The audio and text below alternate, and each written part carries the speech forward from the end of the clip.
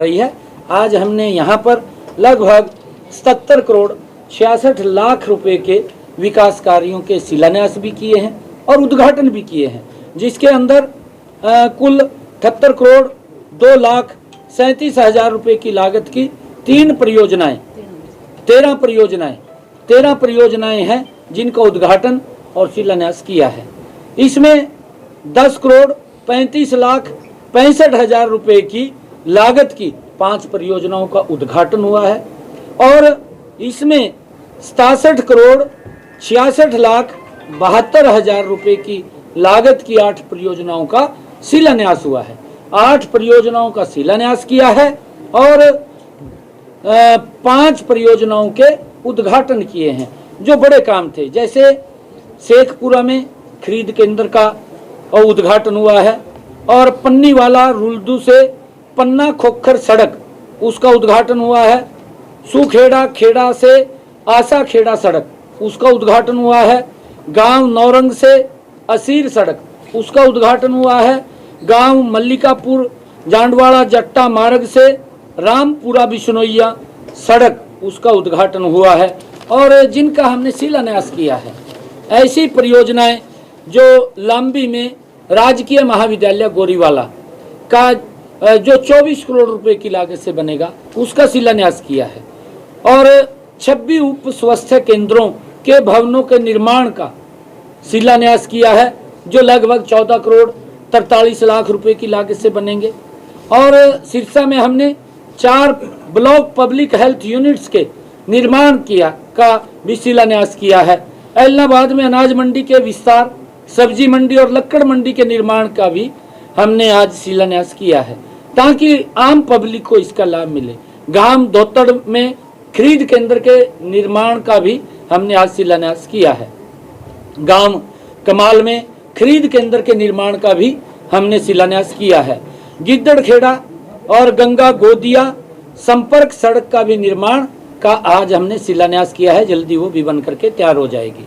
रायपुर से Punjab head बारूवाली 2 via Raipur संपर्क सड़क का निर्माण भी आज हमने उसका शिलान्यास किया है, वो भी लोगों को जल्दी ही मिल जाएगी। ये कुल मिलाकर के जो हमारे आज के उद्घाटन और शिलान्यास के आज हमने कार्यक्रम किया है उसके अंदर 78 करोड़ 2,37,000 रुपए की लागत से ये सभी के सभी काम, कुछ तो 5 काम तो जिनका उद्घाटन किया है बन करके तैयार हो गए हैं और बाकी 8 ऐसे हैं कि जिनका हमने शिलान्यास किया है और ये 5 के उद्घाटन हुए हैं। जल्दी ही जिनका शिलान्यास हुआ है वो भी क्षेत्र के लोगों को इस विकास की दृष्टि से उनको उसका लाभ मिलेगा। विधानसभा चुनाव को लेकर बीजेपी कितना तैयार है? भारतीय जनता पार्टी पूर्ण रूप से तैयार है और मैं आपको आज यहाँ की सिरसा की पवित्र भूमि से कह रहा हूँ कि आज हमारे कार्यकर्ताओं ने संकल्प लिया है सिरसा की 5 की 5 विधानसभाएं बहुत बड़े मैंडेट के साथ यहाँ से जीतेंगे और हरियाणा के अंदर तीसरी बार नरेंद्र मोदी जी के नेतृत्व में बहुत बड़े मैंडेट के साथ भारतीय जनता पार्टी सरकार बना रही है। ये हरियाणा प्रदेश के लोगों ने तय कर दिया है। सर, आपने कांग्रेस का जिक्र किया है। कांग्रेस के कई नेता हैं जो बड़े नेता हैं, आपस में ही एक दूसरे पर कटाक्ष करते हैं। कुमारी शैलजा दूसरे ग्रुप के लिए कहती है, हुड्डा साहब दूसरे के लिए कहते हैं, किस तरीके से देखते हैं? देखिए, मुझे आश्चर्य होता है इस बात का कि इलेक्शन चलता हो और इलेक्शन चलते हुए के अंदर कुमारी शैलजा इस प्रकार की बात बोलती हो कि हुड्डा का यहाँ कुछ नहीं है, हुड्डा यहाँ ना आए और मुझे आवश्यकता नहीं है कि हुड्डा यहाँ पर आए। इस प्रकार की भाषा तो प्रदेश कहाँ सुरक्षित है? इनके हाथों में प्रदेश सुरक्षित नहीं है। मैं इस बात का भी मैं यहाँ पर भी आया था, शायद आप लोगों से भी मैंने बात किया था, मेरी शायद आपके पास वीडियो होगी। मैंने ये बात कही थी कि जब मैं नारायणगढ़ से विधायक था, नारायणगढ़ के अंदर ये कुमारी शैलजा अम्बाला से चुनाव लड़ी थी, ये हार गई थी। तब जब प्रधानमंत्री किसान ये फसल बीमा योजना लागू की आदरणीय नरेंद्र मोदी जी ने, ये सबसे पहले आकर के धरने के ऊपर ये नारायणगढ़ के अंदर बैठी थी। मैंने आपको शायद कहा था और इसने ये कहा था वहां धरने के ऊपर बैठ करके कि ये किसानों की जेब से पैसा निकाल रहे हैं।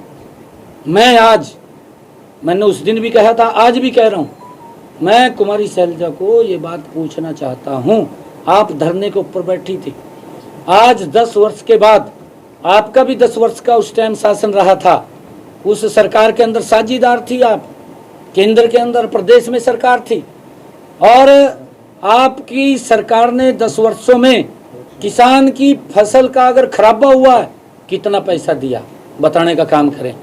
किसान जानना चाहता है पूरे प्रदेश का, हमने कितना दिया हम भी बताने का काम करें। 10 वर्षों में इन्होंने मात्र 1100 करोड़ दिया, और हमने 9.5 वर्ष हुए, अभी 9.5 वर्ष 3 महीने कम है 10 वर्षों में से होने में, हमने 13,000 करोड़ रुपया किसानों के खाते के अंदर उनकी फसल के खराबे का पहुंचाने का काम किया है, योजनाबद्ध तरीके से किया है। हम बड़े विश्वास के साथ, फक्र के साथ बोलते हैं, क्योंकि एक सिस्टम बना है, उस सिस्टम के तहत हर व्यक्ति को लाभ मिल रहा है। परंतु ये लोग झूठ को किस तरीके से बुनाने का काम करते हैं, मैं आम आवाम से भी, आम लोगों से भी ये बात कहना चाहूँगा कि ये लोग ये सजाबाग दिखाने वाले लोग हैं, इनकी बातों में अगर आएंगे तो पछताना ही पड़ेगा। किरण चौधरी के बाद अगला कदावर नेता कौन है जो बीजेपी में आ रहा है? आपके सामने बताऊंगा ना, आपको बिल्कुल बताऊंगा। सर, लोकसभा चुनाव में पहले 10 से 5 रह गए, लेकिन हालांकि आपने ये कहा है कि वोट परसेंटाइज बढ़ा है हमारा। हाँ, बढ़ा है, बिल्कुल बढ़ा। लेकिन आपके ही कुछ प्रत्याशी थे, उन्होंने बात कही है कि अंतर्घात हुआ है, अंदर के ही लोग हैं जिन्होंने बात नहीं, देखिए अलग अलग हमारे उनकी अलग अलग वो विषय होता है, परंतु कार्यकर्ताओं ने डट कर के काम किया है। और अगर कोई विषय है, हमने कहा भी था भी हमें बताने का काम करें, हम केंद्रीय नेतृत्व के ध्यान में लगाएंगे, सभी ने काम किया है।